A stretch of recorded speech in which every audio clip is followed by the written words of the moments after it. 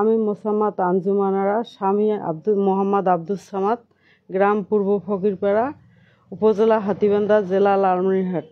একটি পারিবারিক বিষয়কে কেন্দ্র করে সংবাদ সম্মেলন করতে বাধ্য হলাম। আপনাদেরকে জানিয়ে রাখি, আমার মেজো মেয়ে প্রচণ্ড অসুস্থতার কারণে তার চিকিৎসার জন্য প্রায় কোটি টাকার প্রয়োজন।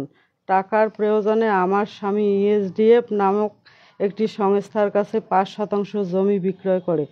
যখন উক্ত জমি ইএসডিএফকে পজেশন দিতে যাই, তখন ফকিরপাড়ায় ইউনিয়ন পরিষদের 2 নং ওয়ার্ডের সদস্য রুহুল কুদ্দুস লিটন ও বিএনপি বহিষ্কৃত নেতা সাদিকুজ্জামান সেলিম আমার কাছে 2 লক্ষ টাকা চাঁদা দাবি করেন।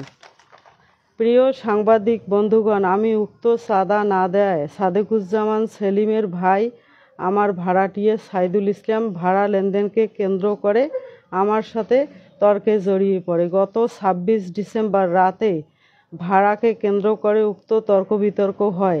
এমতো অবস্থায় তার ফুফাতো বোন লিলুফা এসে আমাকে অনেক অকাত্য ভাষায় গালিগালাজ করে এবং সেখান থেকে আমরা সবাই চলে যাওয়ার পর প্রিয় সাংবাদিক ভাইয়েরা, ওই ঘটনার জের ধরে সাদেকুজ্জামান সেলিম ও রুহুল কুদ্দুস লিটন একটি নাটক সাজিয়ে তার ফুফাতো বোনকে আহত দেখিয়ে হাসপাতালে ভর্তি করান। আমি জানতে পারলাম উক্ত ঘটনা আমাদের বিরুদ্ধে স্থানীয় থানায় একটি অভিযোগ দায়ের করা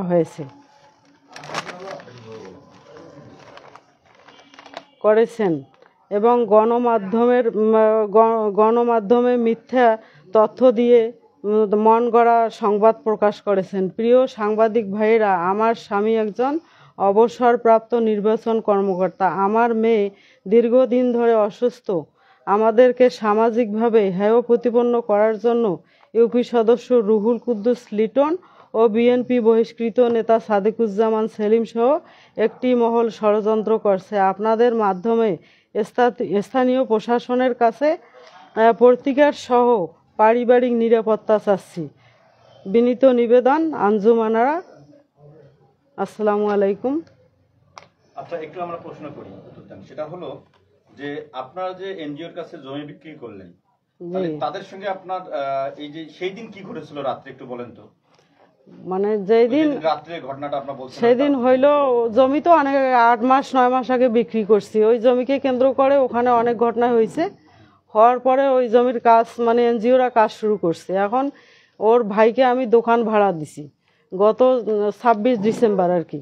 রাতে হইলো আমার যে মানে হিসেব নিকাশ করে দোকানের, ওই ছেলেকে বলছে যে তোরা 3 মাসের ভাড়া বেশি নিলি কেন? তো ও বলছে যে খাতাপত্র নিয়ে নানি আসুক ওখানে হিসেব। জি, কি যেন বললেন, বিএনপির বহিষ্কৃত নেতারা ইউপি সদস্য। হ্যাঁ, এরা আপনার কাছে কত টাকা কি কারণে চাঁদা দাবি করছে? ওই যে জমিটা বিক্রি করলাম 2,70,000 টাকা, ওরা 2 লক্ষ টাকা চাইলে ওখানে অফিস হবে, দিলে আমার কাছে 2 লক্ষ টাকা কেন দিতে হবে? তা চাঁদা দিতে হবে, যদি দিতে পারি তাহলে অফিস হবে, না হলে আমাকে আর একবার জন্ম নিতে হবে অফিস করতে গেলে। ওখানে আমাকে ধমক দেয় এগুলো। আপনারা কি এখন পারিবারিকভাবে মানে অনিরাপত্তা বা ভয়? হ্যাঁ, ভয় পাচ্ছি, মানে প্রচন্ড ভয়ের মধ্যে আছি এবং অনিরাপত্তার মধ্যে আছি আর কি।